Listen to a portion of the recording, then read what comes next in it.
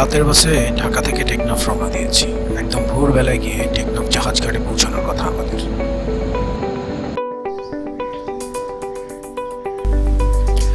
সরাসরি ঢাকা থেকে টেকনাফ আসায় আমরা সবার আগে এসে পৌঁছাই। তখনও ঢাকার অন্যান্য বাসগুলো চলে আসেনি, জাহাজ ঘাটের এদিকটা সম্পূর্ণ ফাঁকা। আমরা নাস্তা শেষ করে অপেক্ষা করছিলাম কখন জাহাজ ঘাটের চেকিং পয়েন্টগুলো খুলবে। ঢাকার অন্য বাসগুলো আসা শুরু হলে আস্তে আস্তে মানুষজনে পূর্ণ হয়ে যায়।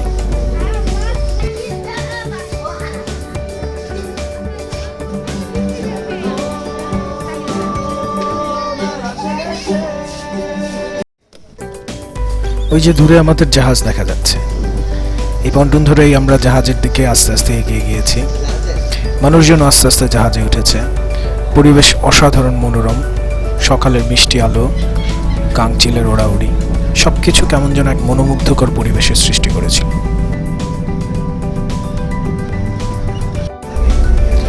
বসার জায়গা খুঁজে পেতে আমাদের কিঞ্চিৎ সমস্যা হলেও বাচ্চাদের দেখে কিন্তু সেটা বোঝা যায়নি, তারা বেশ আনন্দেই ছিল।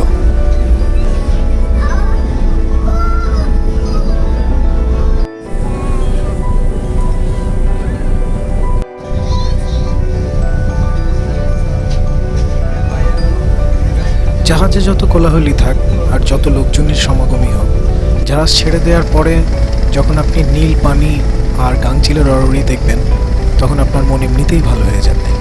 আর দুপাশে দেখার মতো কিছু না থাকলেও এই পানি আর নীল আকাশই আপনার মন ভালো করে দেওয়ার জন্য যথেষ্ট।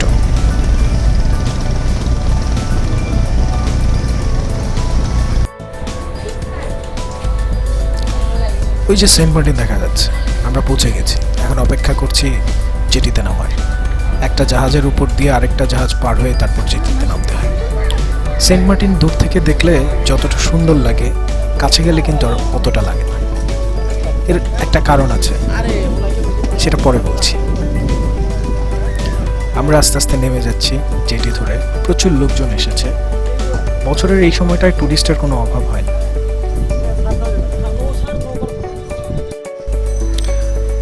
ফ্যান্টাসি হোটেল অ্যান্ড রিসোর্ট আমরা কিন্তু আগে থেকে বুক করে যাইনি, জাহাজেই ওদের লিফলেট দেখেছিলাম। এরপর জাহাজের একটা ছেলে আমাদেরকে এখানে নিয়ে আসে, সে আমাদের মালপত্র সহ এখানে নিয়ে আসে। সেন্ট মার্টিন যখন প্রথমবার আসি তখন কিন্তু এই রিসোর্টগুলো আমি দেখিনি। এই রিসোর্টগুলো কিন্তু এখন বেশ অনেকগুলো হয়েছে সেন্ট মার্টিনে। আপনারা যদি যান তবে 4 থেকে 5 হাজার টাকার মধ্যে খুব ভালো আরামে থাকতে পারবেন।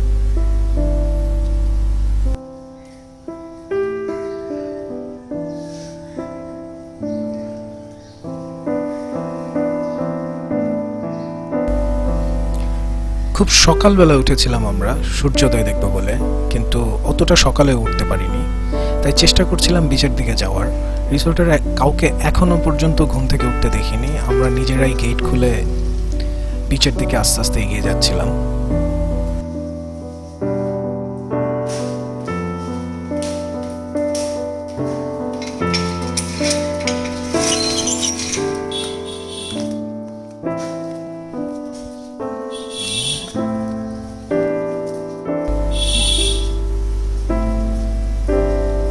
দেখে মনে হচ্ছে সেন্ট মার্টিনের লোকজনও এখনো সবাই ঘুম থেকে ওঠেনি। অল্প কিছু বাইক এবং সাইকেল আছে, এরাও সবাই বিচে আসছে। সেন্ট মার্টিনের মানুষের জীবনযাত্রা খুব সাধারণ। একসময় শুধুমাত্র মাছ ধরার পেশা থাকলেও এখন ট্যুরিস্ট নির্ভর জীবিকা হয়ে গিয়েছে তাদের। আর সেন্ট মার্টিনে এসে আপনি যদি সাইকেলে ভ্রমণ করতে চান তাও কিন্তু পারবেন। এখানে ঘন্টা প্রতি সাইকেল ভাড়া পাওয়া যায় খুবই সুলভ মূল্যে। এই যে বাম দিকের দোকানগুলো দেখছেন, এখানে চা, পুরি, সিঙ্গাড়া ভাজা হয় বিকালে বা সন্ধ্যার দিকে।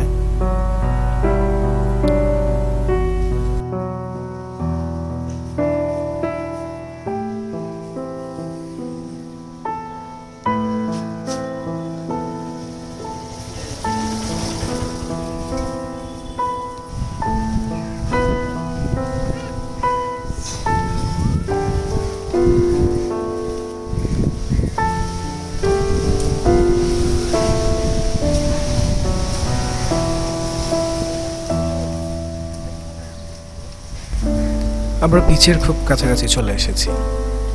বলেছিলাম না সেন্ট মার্টিন কাছ থেকে দেখলে আর অত সুন্দর লাগবে না। কেন লাগবে না তাই দেখুন। এই যে ময়লাগুলো দেখছেন, এগুলো কিন্তু সব ট্যুরিস্টদের ফেলে যাওয়া।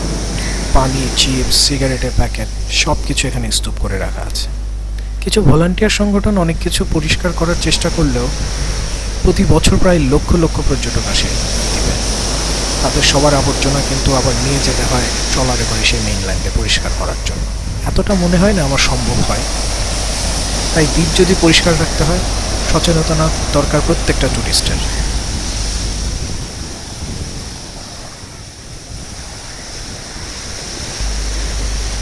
সূর্যোদয় দেখতে পারি, এটা মিস করেছি। সূর্য আগেই উঠে গিয়েছে, কিন্তু বিচে এখন লোকজন অনেক কম। ঢেউয়ের শব্দ আর ঠান্ডা বাতাস মন ভালো করে দেওয়ার জন্যই যথেষ্ট।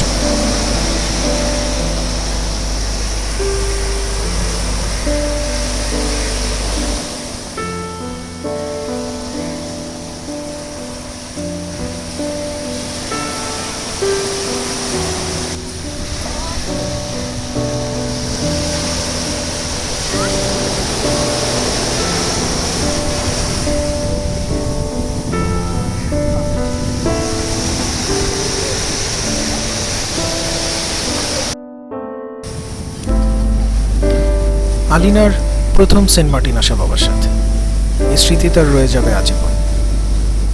কিছুটা শৈশব হোক আনন্দের। সেন্ট মার্টিনে সকালবেলা এই যে চেয়ার মালিক যারা, তারা এখনো আসেনি। বেলা বাড়ার সাথে সাথে আসবে এবং ঘন্টা প্রতি এগুলো ভাড়া দেওয়া হবে।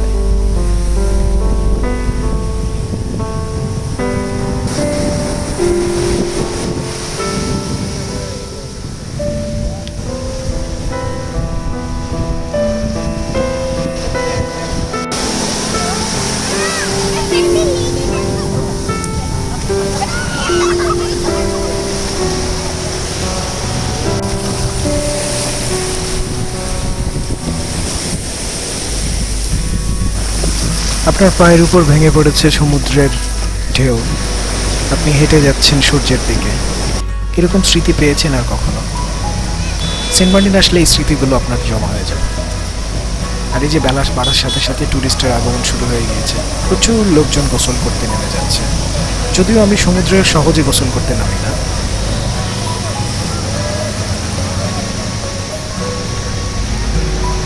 সকালের থেকে পানি কিন্তু এখন বেশ অনেকটা দূরে নেমে গিয়েছে। বিচের যেই সমান্তরাল রেখা, সেটা পুরো পরিষ্কারভাবে এখন দেখা যাচ্ছে। ফটোগ্রাফারদেরও আগমন ঘটেছে বিচের মধ্যে, কিন্তু নিজেদের ক্যামেরা থাকায় আমরা কখনো ফটোগ্রাফার ভাড়া করি না। আর যদি আপনি কখনো ফটোগ্রাফার দিয়ে ছবি তোলেন, অবশ্যই আগে দাম দস্তুর করে নেবেন, না হলে কিন্তু ঠকতে হবে।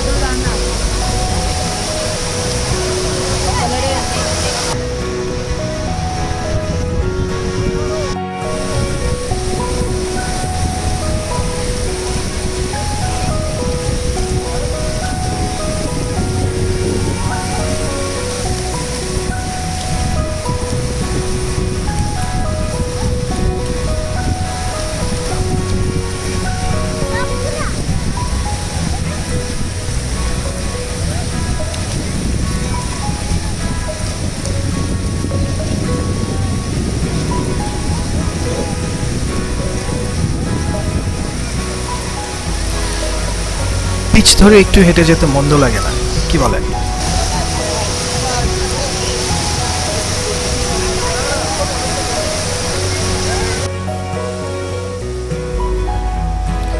দুপুরে খাওয়া দাওয়া শেষ করে আমরা আবার বিচে এসে বসেছি। সন্ধ্যার অপেক্ষা করছিলাম। সন্ধ্যা নামলে অন্তত সূর্যাস্ত দেখা যাবে, কিন্তু সেটাও ভাগ্যে ছিল না, মেঘাচ্ছন্ন আকাশের কারণে। সন্ধ্যার পর কিন্তু বিচের চেহারা বদলে যেতে থাকে।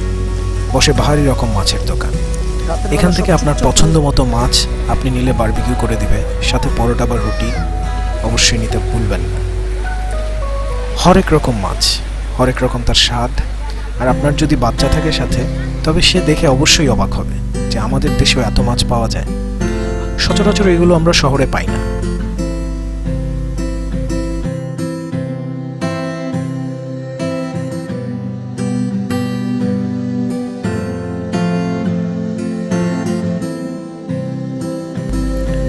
আপনাকে অবশ্যই দরদাম করে নিতে হবে, কারণ এখানে মাছের দাম অনেক বেশি। টুরিস্ট নির্ভর হওয়ায় এরা সহজে মাছের দাম কমাতে চায় না, কারণ এদের জীবিকা এখন এর উপর নির্ভর করে।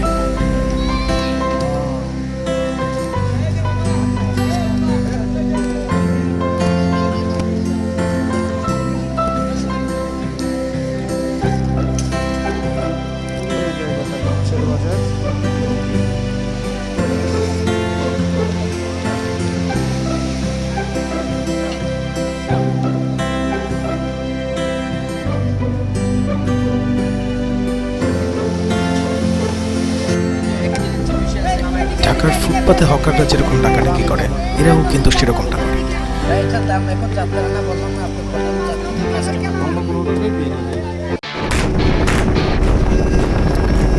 সেন্ট মার্টিন আসবেন আর ছেড়া দ্বীপ দেখবেন না, তা কি হয়? পরদিন সকালে তাই আমরা স্পিড বোটে করে রওনা দিই ছেড়া দ্বীপের দিকে। বিপজ্জনক মনে হলো স্পিড বোটের এই জার্নি কিন্তু আপনার আজীবন মনে থাকবে।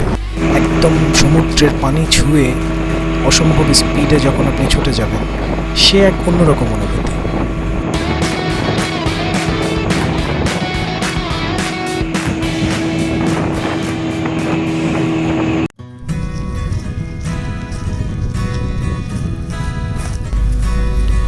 ছেড়া দ্বীপে কিন্তু নামতে হয় খুব সাবধানে, এখানে কোনো ঘাট নেই। স্পিডবোট একদম ছেড়া দ্বীপ পর্যন্ত আসে না, আপনাকে একটা নৌকায় উঠে সেই নৌকা থেকে এই পাথরের জায়গাটুকু পার হয়ে তারপর ছেড়া দ্বীপে আসতে হবে। যদি পাথরে পা পিছলে যায় তাহলেই সর্বনাশ। সাজেশন হচ্ছে সবসময় কেটস পরে আসবেন, স্যান্ডেল বা খালি পায়ে আসার চেষ্টা করবেন, তাহলে পা কেটে যেতে পারে।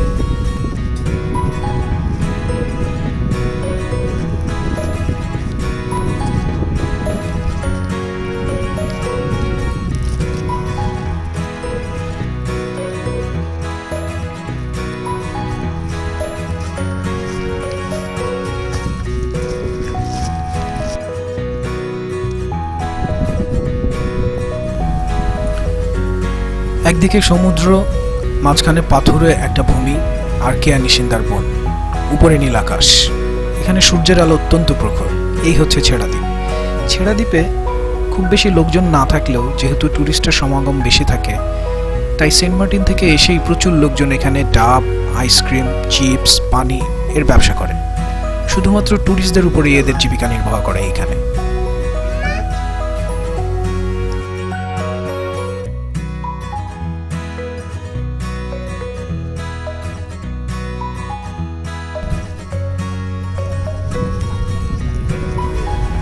হাঁটতে হাঁটতে ক্লান্ত লাগলে এই ছাতাগুলোর নিচে এসে বসতে পারেন।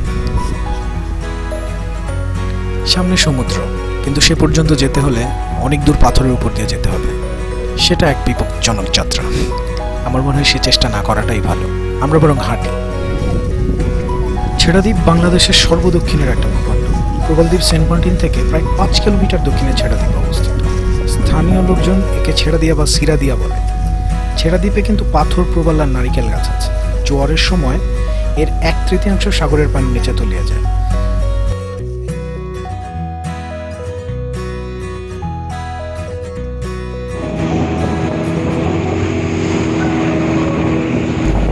ফিরছি ছেড়া দ্বীপ থেকে, সেখানে দেখার খুব বেশি কিছু নেই, তাই কিছু সময় অতিবাহিত হওয়ার পর আমরা আবার সেন্ট মার্টিনের পথে।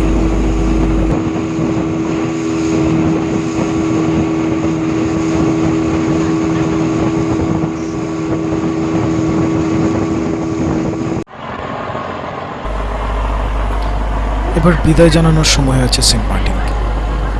সেন্ট মার্টিন থেকে 3:30টার জাহাজে আমরা আবার টেকনাফের উদ্দেশ্যে রওনা দিচ্ছি।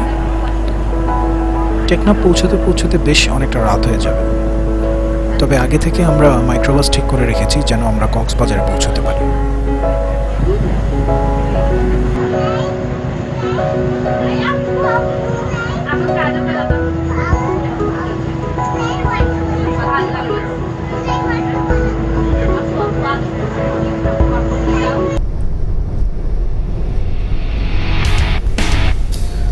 রাস্তায় প্রচণ্ড জ্যাম থাকায় আমাদের মাইক্রো টেকনাফ জাহাজঘাটে আসতে অনেকক্ষণ সময় নেয়। বেশ রাতেই আমাদেরকে রওনা দিতে হবে। রাতের এই রাস্তা ধরে যখন আমরা কক্সবাজারের দিকে যাচ্ছিলাম, তখন সে এক অন্যরকম পরিবেশ। পথে আমাদেরকে 3 জায়গায় বিজিবি এবং আর্মি চেকপোস্টে থামতে হয়, পরিচয় দিতে হয়, আমরা কোথা থেকে এসেছি, কি করছি, এ সকল কিছু বলতে হয় তাদের।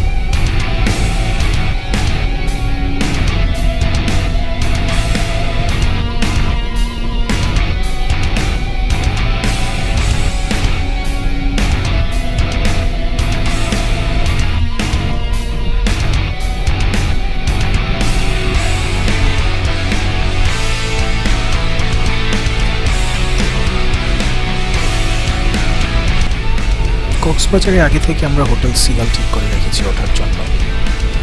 চলুন।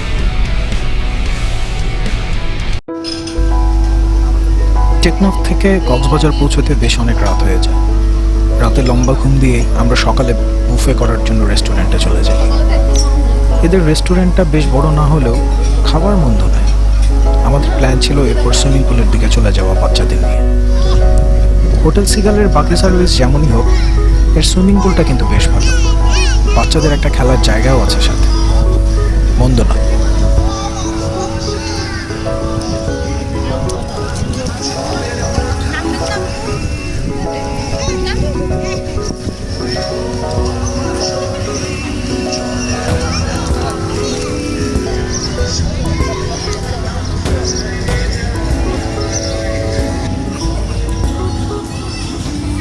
হোটেল সিগালের এই খোলা জায়গাটা বেশ অনেক বড়।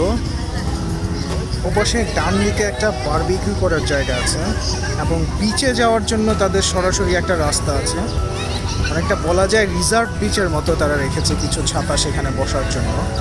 যদিও সিগালের রুম এবং বাকি ফ্যাসিলিটিসের কথা চিন্তা করলে জিনিসটা খুব একটা মানানসই নয়, কারণ কক্সবাজারে বাকি যে হোটেলগুলো উঠেছে সেগুলো সিগালের থেকে অনেক বেটার সার্ভিস প্রোভাইড করে।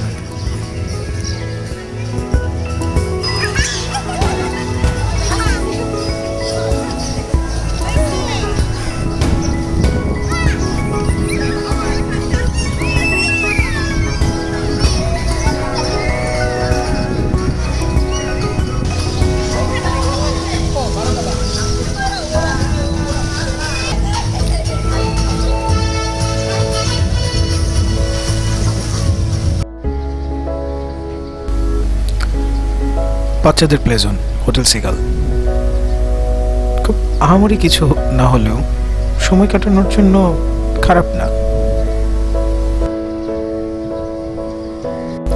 হোটেল থেকে বের হয়ে এই রাস্তা ধরেই আপনি বিচের দিকে চলে যেতে পারবেন। যদিও আমরা এই বিচে বেশি সময় কাটাইনি, আমাদের মূল টার্গেট ছিল ইনানি বিচের দিকে যাওয়া। কক্সবাজারের কলাতলি বিচে প্রচুর মানুষের জনসমাগম ঘটে, তো সেদিকটা এড়িয়ে আমরা ইনানির দিকে চলে যাচ্ছি।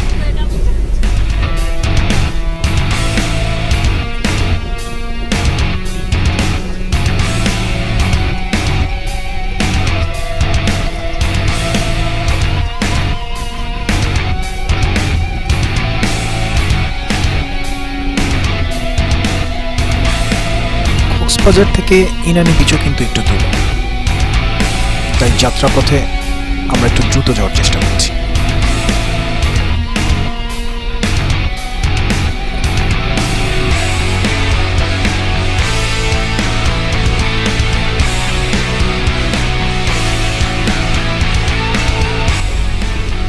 কক্সবাজার থেকে ইনানি বিচের এই রাস্তাটা কিন্তু অসাধারণ সুন্দর।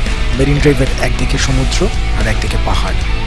এই সরু রাস্তা ধরে গেলেও আপনি চারপাশে সবুজ দেখতে পাবেন, মন ভালো করে দেওয়ার মতো সময়।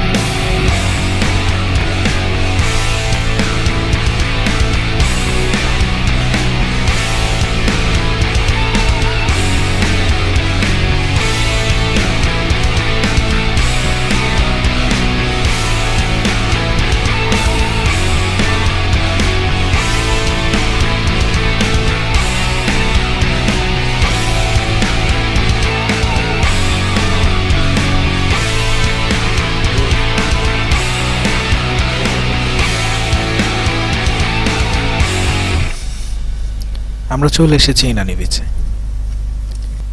এদিকটায় মানুষজন একটু কম আসে, মূল বিচ থেকে একটু দূরে, এবং এদিকে হোটেল মোটেল না থাকায় জনসমাগমও কম। তবে এই বিচটা কিন্তু কলাতলি বিচের মতো অত সুন্দর না।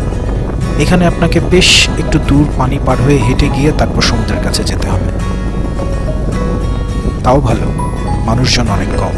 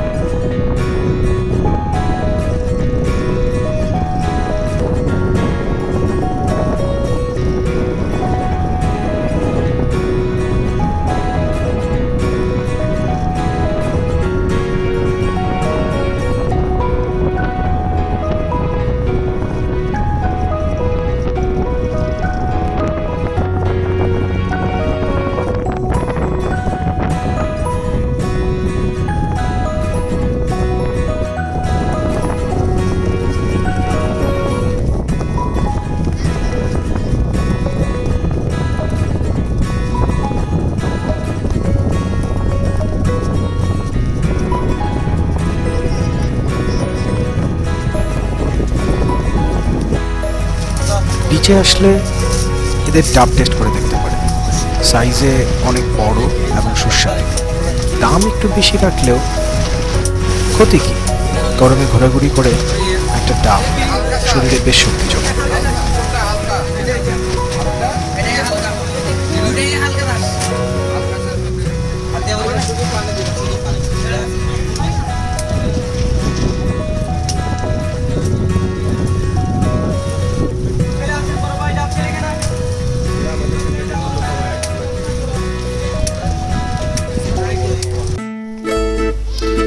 ইনানি থেকে ফেরার পথে আরেকটা সুন্দর জায়গা হচ্ছে মারমেড বিচ রিসোর্ট। আপনি এখানে না থাকলেও এদের যে খাবার দাবার আছে সেটা কিন্তু মানে যথেষ্ট ভালো। এদের রেস্টুরেন্টটাও বেশ স্পেশিয়াস এবং খাবারের কোয়ালিটি যা দেখলাম তাতে খুব একটা মন্দ না।